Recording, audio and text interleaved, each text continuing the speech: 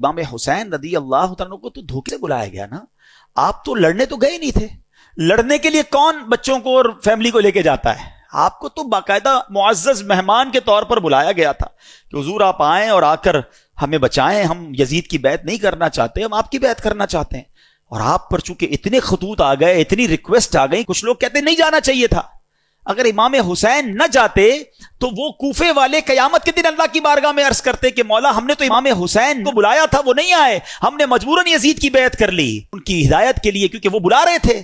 آپ جاتے اور آپ نے بہت خوبصورت پلان ترتیب دیا, خطوط آ چکے تھے, ایویڈنسز موجود تھے, مگر آپ نے کراس چیک کرنے کے لیے مسلم بن عقیل رضی اللہ عنہ کو بھیجا کہ آپ جائیے, وہاں جا کر پہلے حالات دیکھیے, پھر آپ بتائیں گے تو ہم آ جائیں گے.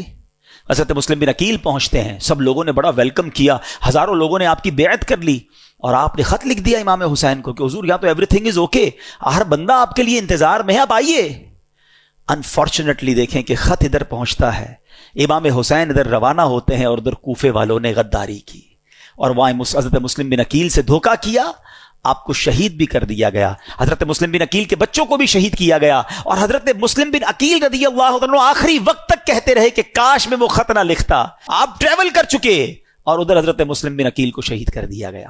اب آپ جب کربلا کے قریب پہنچتے ہیں اور آپ کو ریزسٹ کیا جاتا ہے, آپ کو انٹرسپٹ کیا جاتا ہے جو یزیدی لشکر تھا.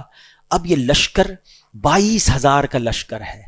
ایک بڑا ریلیونٹ کوسچن ہے کہ 72 لوگ ہیں جن میں بچے بھی ہیں, عورتیں بھی ہیں, ان سے لڑنے کے لیے یا ان کو گرفتار کرنے کے لیے اتنا بڑا لشکر کیوں بھیجا گیا؟ 1,000-2,000 آدمی بھیج دیے جاتے, کیونکہ یہ تو ویل ایکوپڈ بھی نہیں تھے, کیونکہ یہ جنگی ساز و سامان لے کر بھی نہیں گئے تھے. وہ سارے ایکوپڈ تھے, سارے جناب ساز و سامان کے ساتھ آئے تھے.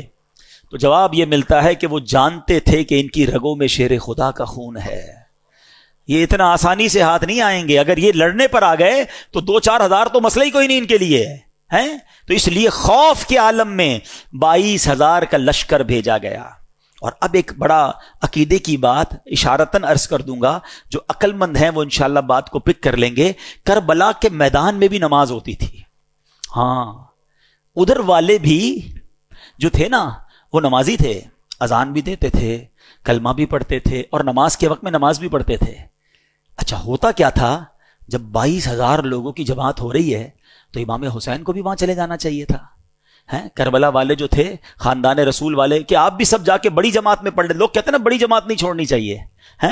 تو کربلا کے میدان نے یہ بھی پیغام دے دیا کہ 22,000 کی جماعت الگ ہوتی تھی اور 72 والوں کی جماعت الگ ہوتی تھی. ہاں, یہ سمجھ جاؤ کہ امام اگر لاکھوں کا بھی امام ہونا اور دل میں عقیدہ درست نہیں تو امام بھی اس کے پیچھے نماز نہیں پڑھتے تھے. تو یہ عشق والوں کے لیے میسج ہے کہ بے شک جماعت تھوڑی ہو مگر امام عاشق رسول ہونا چاہیے.